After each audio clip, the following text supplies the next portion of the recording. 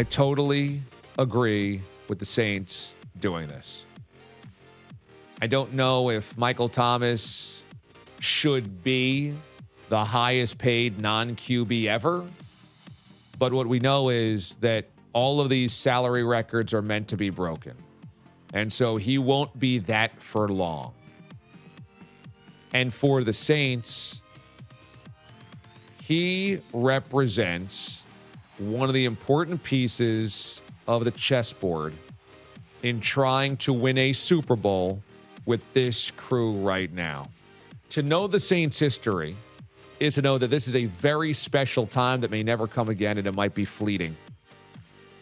I think that some people around the NFL, some observers, fans, media can take this for granted. Well, the Saints have had Drew Brees and Sean Payton for so long, we just assume the Saints are going to be contenders for so long. Well, before Brees and Sean Payton arrived, it had been a long time for Saints fans to actually believe they could win a Super Bowl. There were some random years in there, the Aaron Brooks years, some years of the 80s with Bobby Hebert and the Dome Patrol, but by and large, from the time they entered the NFL in the 60s to when these two guys showed up a decade ago and a little bit more than that, the Saints were not contenders. They could not win a Super Bowl. And this is a window that is closing. Yes, Brady and Brees are doing amazing things into their 40s. But how many great shots do you have?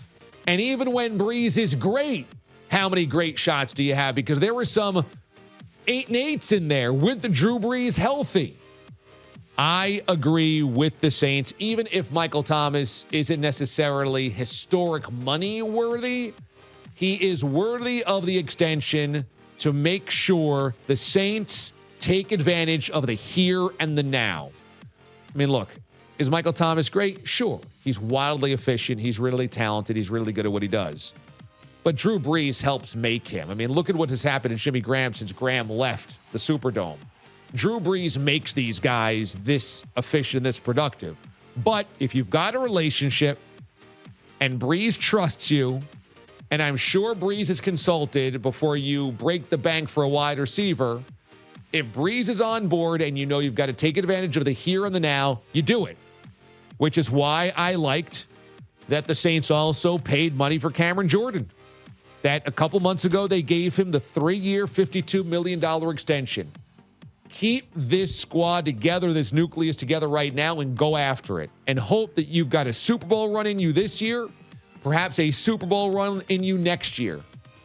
Because you don't know how much longer you've got Drew Brees. And as long as he is there, he has put in every possible effort he can to push your team to another championship. Go after it. Take advantage of it. Do not take it for granted. And I'm glad the Saints aren't doing so. I'm glad they gave Brees his favorite weapon, his favorite target right now, whatever the cost was going to be. Michael Thomas gets $61 million, which, oh, by the way, also shows you the value of a wide receiver versus a running back. The Saints are willing to give Michael Thomas $61 million guaranteed. $61 million guaranteed. The Cowboys have nowhere near the stomach for that for Zeke. And you could argue Zeke is just as good at his job, if not better, than Michael Thomas is at his job. The Chargers would never walk anywhere near $61 million from Melvin Gordon. Nowhere near it. Okay? But this is the difference in today's NFL. The running backs, nobody's any trust in giving them that much guaranteed money. But a wide receiver, you'll sign on the dotted line. But I think this is a good job by the Saints.